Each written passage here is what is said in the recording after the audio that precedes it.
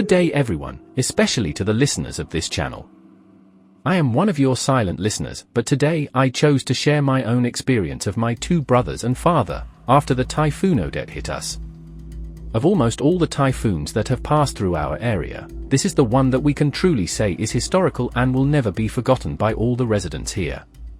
There are many typhoons that have passed through our area, but not as strong and damaging as this one. That's why many made the mistake of not listening to the authorities' warning, especially the residents who are close to the river. A few days before the typhoon made landfall, authorities announced that the residents close to the river should evacuate, but they did not listen to it because they were used to having previous typhoons that did not cause much damage and impact. After the typhoon, you can see the parts of these damaged houses that are next to the river, due to the extensive flooding and water surge. On the same day after the typhoon's landfall, it was almost night. One of my brothers, who is the middle child among us, decided to go to the sea behind our house. He caught a lot of fish that day, because the fish ponds near us were overflowing, so it was like a feast for us to eat that night. According to him, while he was collecting fishes that day, out of nowhere he heard a woman crying. He listened to her, and thought that it was near the mangroves that is near our house. He said, he quickly pulled the fish net and went home, because he was scared. Just a thought of a woman crying in the sea sent shivers down his spine. After a few days had passed, I noticed that my dad and my youngest brothers are now sleeping upstairs. They're no longer sleeping in the bedroom near the sea. Out of curiosity, I asked them why. Dads answered that they are hearing a woman crying in the sea during night time.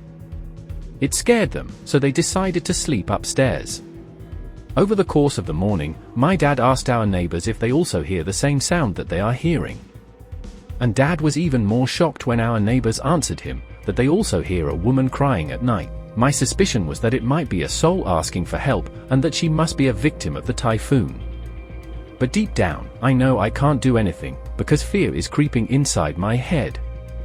One more night, my youngest brother and my dad decided to investigate on where the sound of the crying woman is. They mustered their courage to discover on which part of the mangroves where the crying woman is located. They said they lit a part of the mangroves that has many trash and was covered with broken woods and dead grasses with a flashlight. It seems that they found where the crying woman was, but when they hit the part again with a flashlight, something or someone just screamed at them.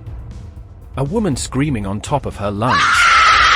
A scenario in my head played, that it was like in the game, Left 4 Dead, where when you find a witch crying on a corner, you should just stay away, so that it doesn't attack you. Then, until a day passed, a body was discovered near us. It was covered by parts of a wood and dead grasses, so you really wouldn't know that there was a dead body stuck there. The stench of smell of a decaying body was discovered. That's why the authorities found her. It's also really hard to determine if someone died in that area, not until you can smell the rotting flesh.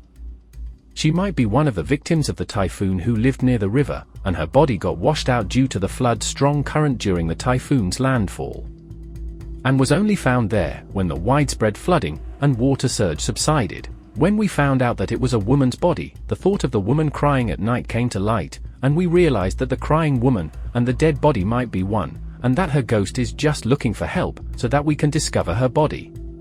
Maybe she just wants us to bury her body on the cemetery, instead of it just rotting in the mangroves. After that day, we didn't hear the crying woman anymore.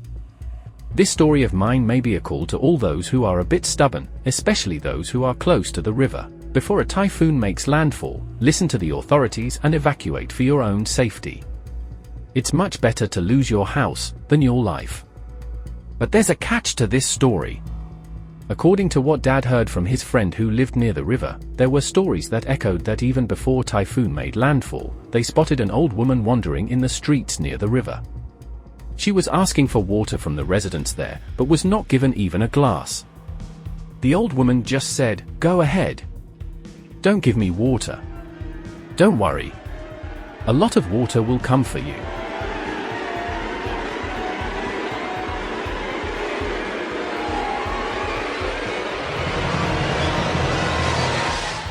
If you like this thrilling tale, please do like, subscribe, and share this video.